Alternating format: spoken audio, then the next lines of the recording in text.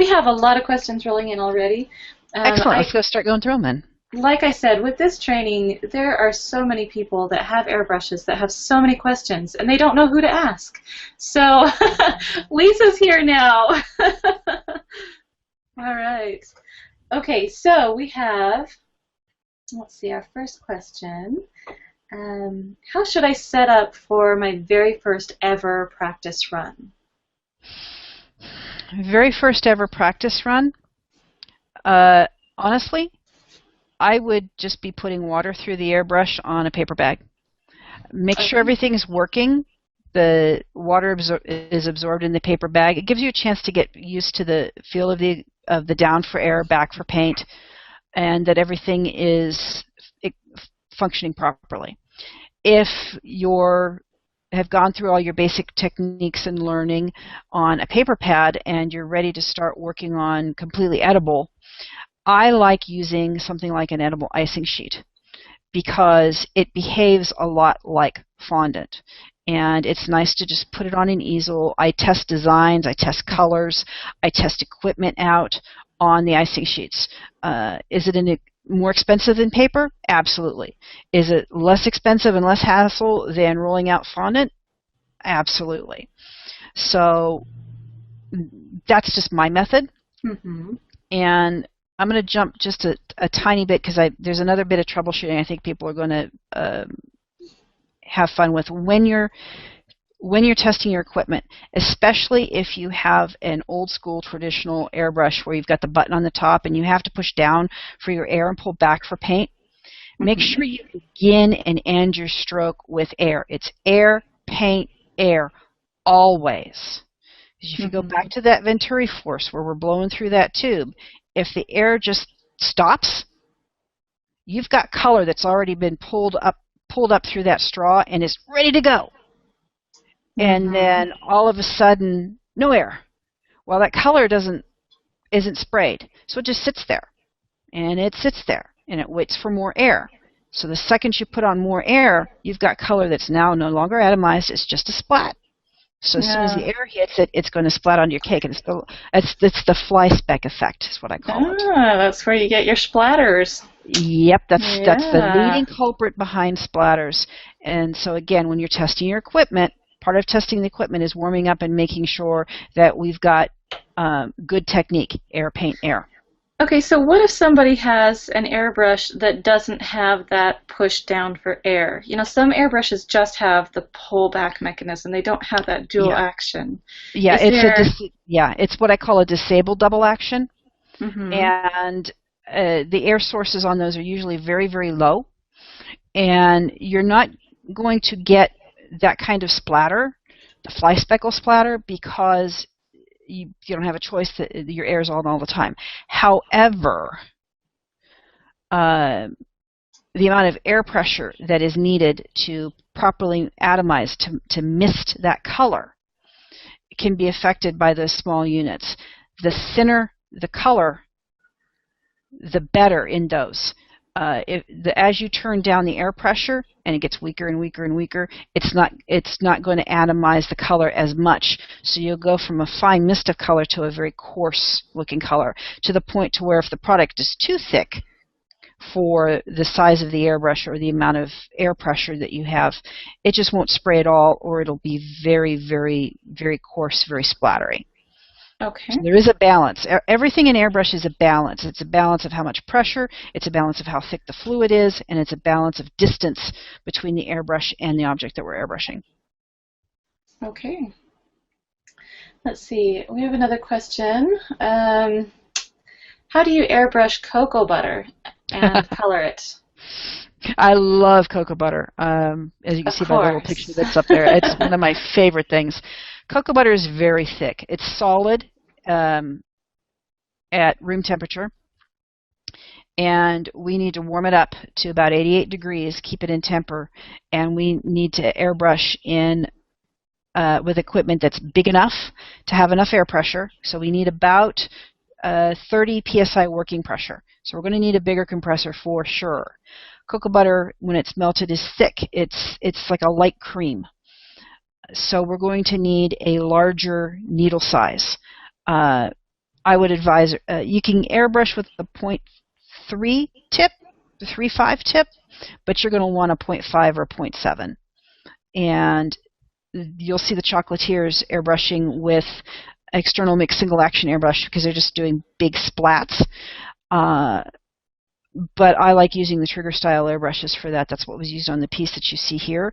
And the flame work on the very first slide where you saw my portfolio, the cocoa butter flame, that's how that was airbrushed. Great. All right, someone's asking, can you make a DIY airbrush? The airbrush equipment itself, no. Again, there's a lot of precision machine tolerance going on. There's several different makes and models, and even though the pieces may look similar, you cannot take brand A's fluid nozzle or fluid needle and put it in brand J's airbrush. The mating, how the needle interacts with that fluid nozzle, it won't line up properly. You could damage your airbrush because of that. So not interchangeable between makes and models. So you can imagine the machining that would be required to make an airbrush.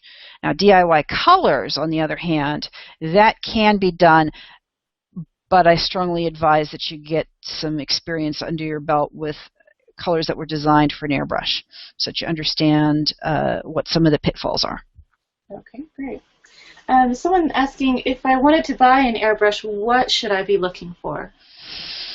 First thing, in order to have realistic expectations of what the equipment can do, is answer the question for yourself, what do you want the airbrush to do for you? If you know you're only ever going to be doing just tiny little stencils or tiny little accents on flowers, then a smaller equipment set, or what they commonly call the introductory sets, could be a good fit for you.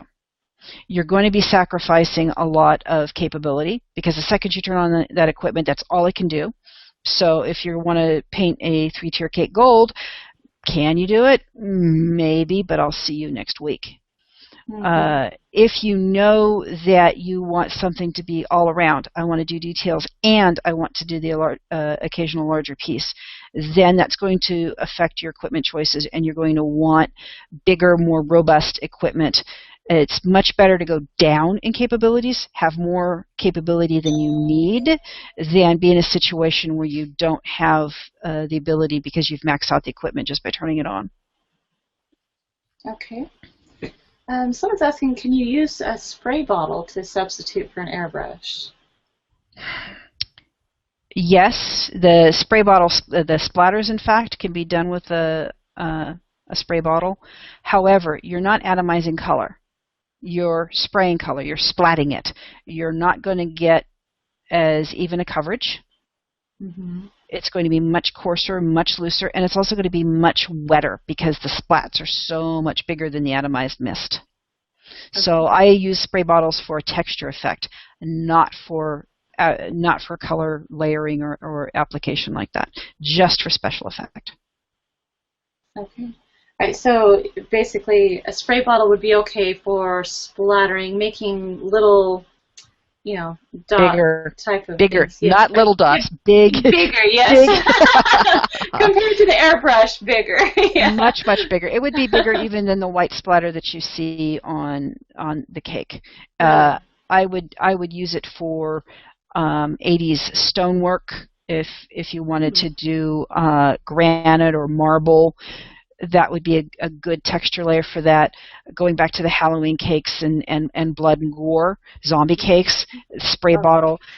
But it's going to be a big enough piece splatter that it's probably going to drip.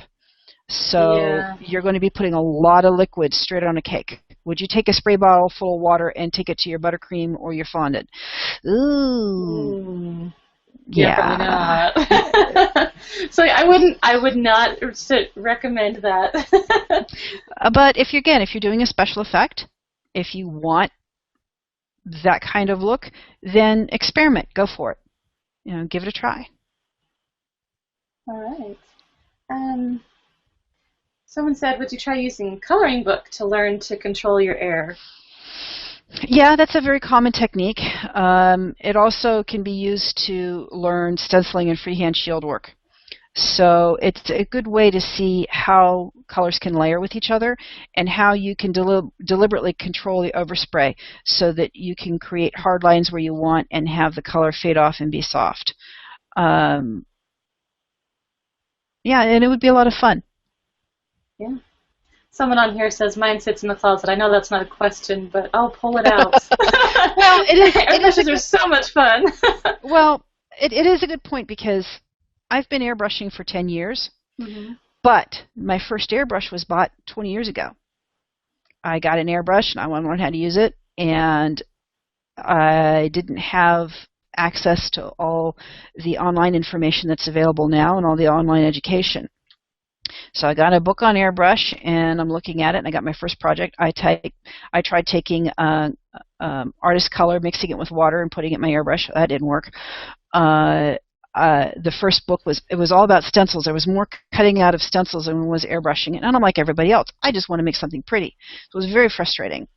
So that airbrush sat in a drawer for a decade. Oh, wow. If the information, and you always get to a point where you go shoulda, coulda, woulda. What would my profile and my portfolio and my skill set be if I'd had the education then? Who knows? But in the intervening 10 years, I learned a lot of other skills that are as equally relevant and applied to what I do now. But the whole concept of airbrush being a doorstop, been there, done that. Yeah. Well, I'm kind of the same. I bought an airbrush. It was a beginner style airbrush. It wasn't the little tiny ones, with the itty bitty compressors. It was, the red one, the red compressor ones with the, real basic. And the only thing I ever used it for was doing an overall kind of luster on my cakes. That was the only thing I ever used my airbrush for. And, I finally, took a class from you, and everything was great. So yeah, if you have an airbrush, and you just don't know what to do with it, Lisa's class, her craftsy class, it's right there.